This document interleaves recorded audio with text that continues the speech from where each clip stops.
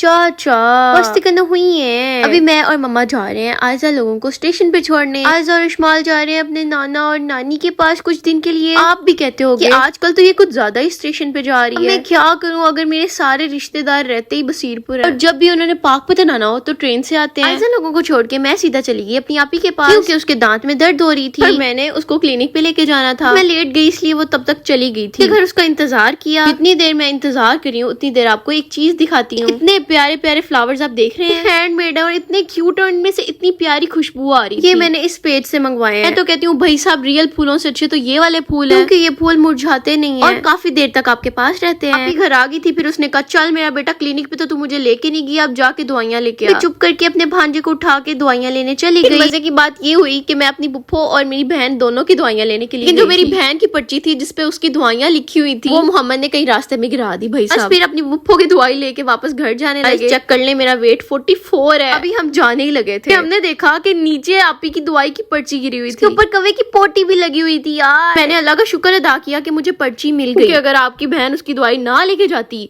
तो भाई साहब चंडे ही पड़नी थी। आज वगैरह लेके आपी के घर आ गए थे, मजेदार चावल खिलाए, फिर हम चल पड़े वापस घर की तरफ। घर आके फिर फ्रेश वगैरह हुई और बस फिर नेटफ्लिक्स देखते देखते सो गई। आज के लिए बस इतना ही, चलो ठीक है बाय, दफा हो जाओ अब।